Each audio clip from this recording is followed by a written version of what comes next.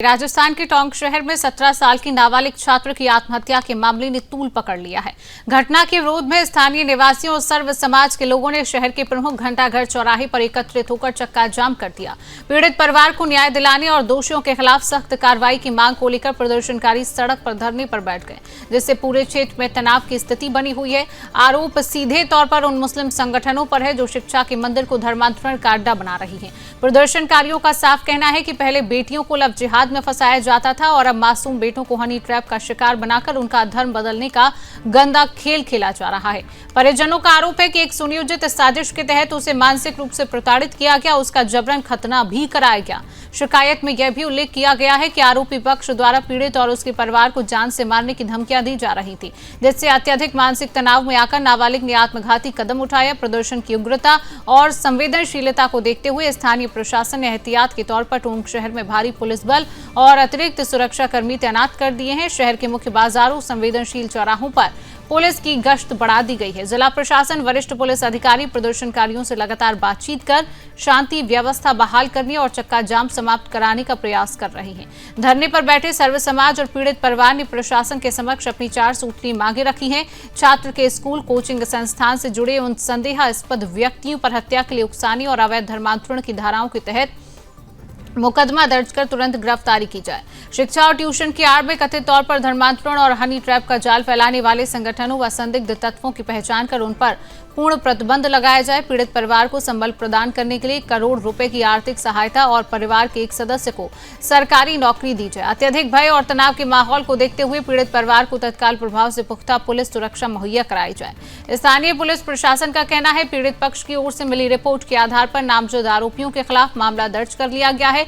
Police मामले के हर पहलू, जिसमें धर्मांतरण और प्रताड़ना के आरोप शामिल हैं, उसकी गहनता से जांच कर रही है। तरीके का प्रदर्शन कर रहे हैं कि जो अभी तक उनमें से एक भी लोग को गिरफ्तार नहीं किया गया। तो ये नाम बता रही है लड़के की माँ, और उसको धर्मांतरण की तरह उसका वो क्या बोलते हैं, वो उसकी खतना करवा दी गई और खतना करवा के उसको इतना टॉर्चर किया गया कि वो खुद लाइव उस लड़की से बात करके उसने फांसी खाई है।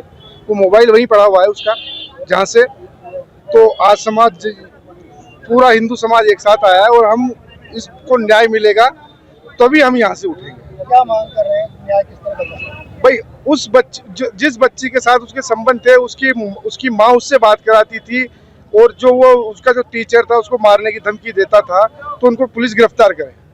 क्या धर्मांतरण का एक्ट उसके साथ मामला दर्ज हुआ है या नहीं? धर्मांतरण की तरफ से करवाया हमने तो मामला दर्ज। और मैं राजस्थान गुजर महासभा से टोंक शहर अध्यक्ष हूँ।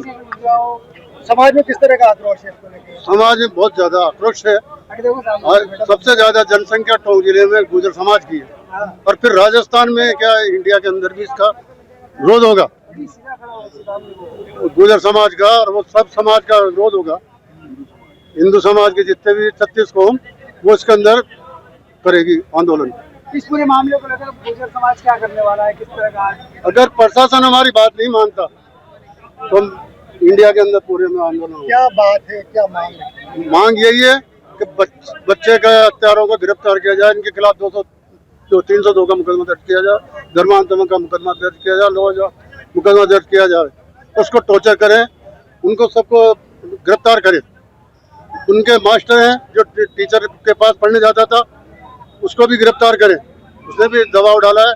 और जो सब स्कूल में के अंदर जो टीचर हैं उन्होंने भी इस बच्चे को टॉर्चर करा, और उनके भाई वगैरह ने जो उनके जितने भी हैं उन्होंने टॉर्चर करे हैं, उनको गिरफ्तार करा जाए। और हमारी मांग यही है कि उनको गिरफ्तार करें, फांसी की सजा दे।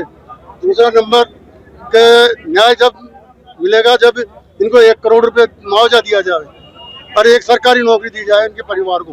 अगर ये मांगे पूरी नहीं होगी तो आंदोलन आंदोलन लंबा चलेगा सर। ये राजस्थान में क्या इंडिया में चलेगा, सर्व समाज का मामला, एक ही समाज का नहीं है। ये महिलाएं भी शामिल हुई है इस टेम्परेचर के अंदर, सड़क पे बैठी है, क्या मांग कर रही है? महिला एक जो माँ का बेटा गया है, आप सोच सकते हो कि इतना बड़ा बेटा जो कि सपने संजो रही थी, कल मेरी बेटे की शादी होगी, घोड़ी पे बेटे का बहू आएगी, जिसके बेटे ने रात को ऐसा किसी के डर के कारण जो ऐसा कुकृत्य किया, आत्महत्या करी है, वो केवल एक किसी का बेटा नहीं है, वो पूरे सर्व समाज का बेटा है। और आगे ये मांग यही चाहती है कि मेरे को तो न्याय मिले ही, लेकिन आगे दोबारा इसकी पुनरावृत्ति न हो, किसी के भी बेटे के साथ ऐसी बात न हो। जो इनकी बातों से जो बताया जा रहा है कि इसमें बहुत बड़ी लंबी चेन, यूँ लग रहा है कि बहुत बड़ा गिरोह शामिल है, ये कोई 1-2 दिन का मामला नहीं है। तो प्रशासन से यही मांग करते हैं इसी गिरोह को पकड़कर जल्दी इसको न्याय मिले और आइंदा ऐसी घटना दोबारा पुनरावृत्ति न हो।